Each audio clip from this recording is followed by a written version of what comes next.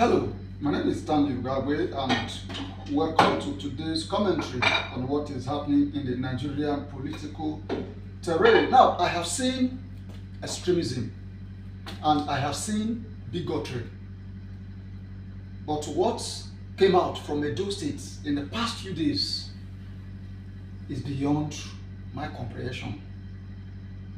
Rascality, hatred at the highest level. I'm not sure I've seen this before since I was born.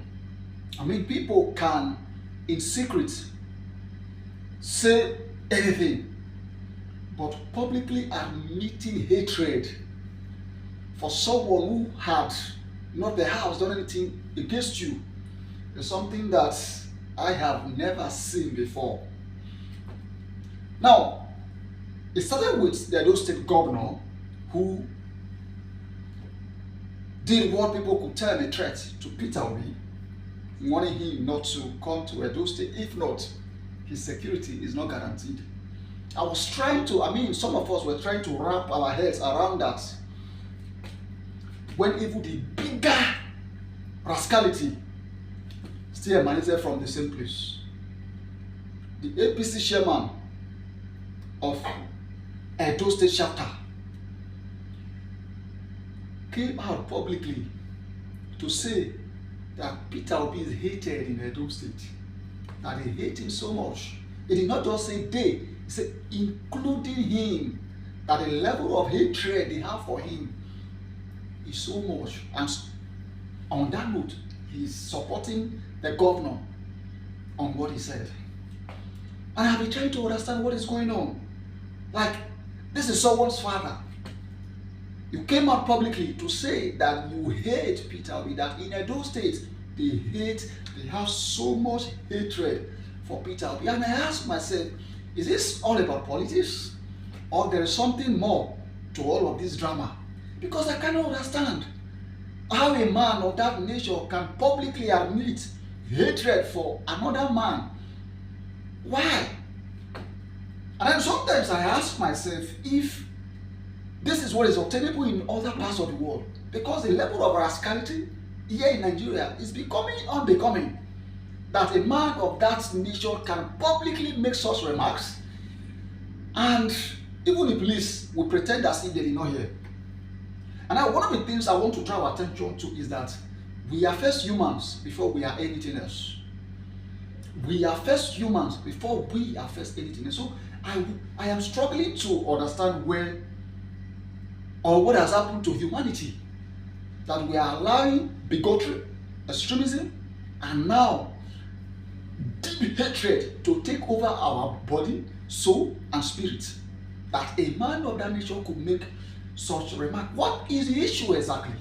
Now, one of the things that get to me over time is that, they said in 2023 Peter Obi came third,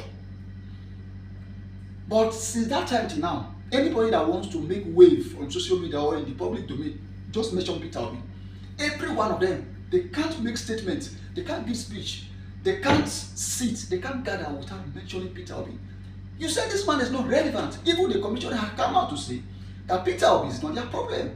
But from the presidency to the list in the government of the day to their paid merchants on social media, they can't go a day without mentioning Peter Obi. And you ask yourself, is Peter Obi the president of this country?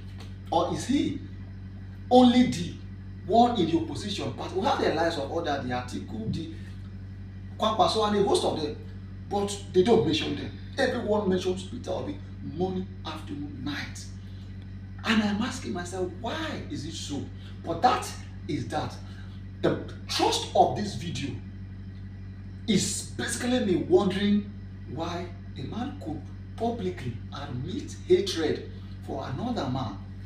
I mean, it's okay to be honest, but coming to the public to do that, and the police will sweep that aside, is something that I think that it shouldn't be. And also, I also want to, do mention that beyond policies, there's life.